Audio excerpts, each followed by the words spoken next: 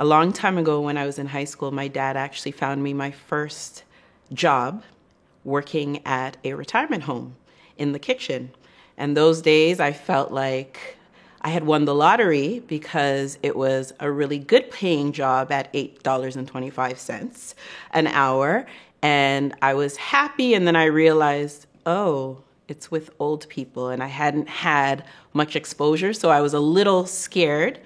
But I'd like to say that from that time, from working with seniors in that capacity, it really helped to foster my passion for working with seniors. And so when I had completed high school, I knew that I wanted to be a nurse.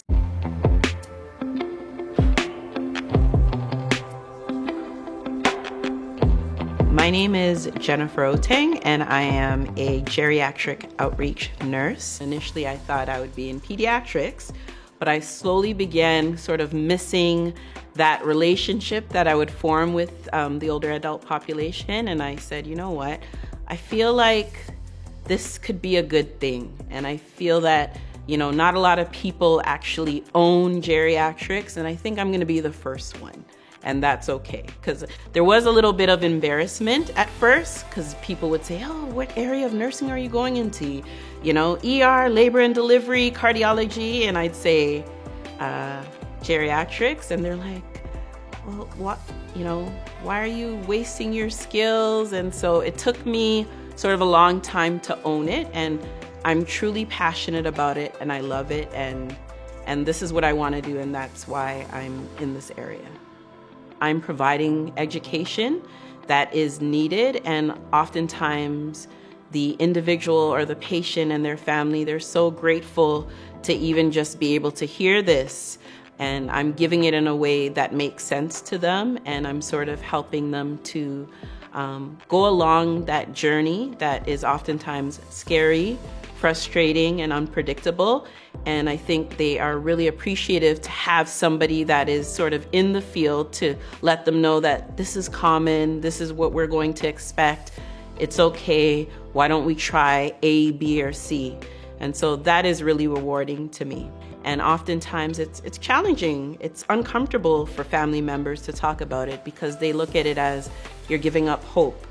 Whereas I've done this for over 13 years, and I've recognized how chaotic it can be when you don't talk about it.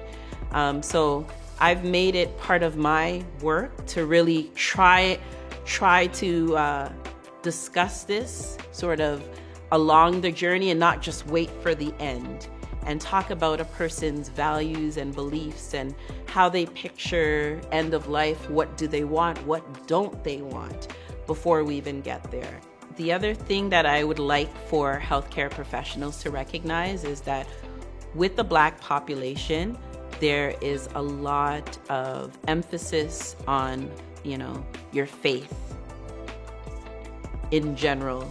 And this is unfortunately sometimes brushed off by healthcare professionals. And it's sort of the reason why people are hesitant from only trying medications. It's because at the end of the day, many people believe in a higher power. And we believe that, there's nothing that God can't do. And so when you encounter the healthcare system and you have this big, powerful doctor that has given you a diagnosis, and you're saying, you know what, I want to hold off on the medications because I'm going back to my church, we're going to pray on it. It's important to recognize that this is important to them. It is important to help them feel seen and to really just acknowledge their thought process, their faith, and actually look to nurture it as one of their strengths. And look at how you can incorporate that in their plan of care to respect it. So it's just recognizing, dementia is not only treated with medications, but it's also communities, a person's faith, just their overall mentality.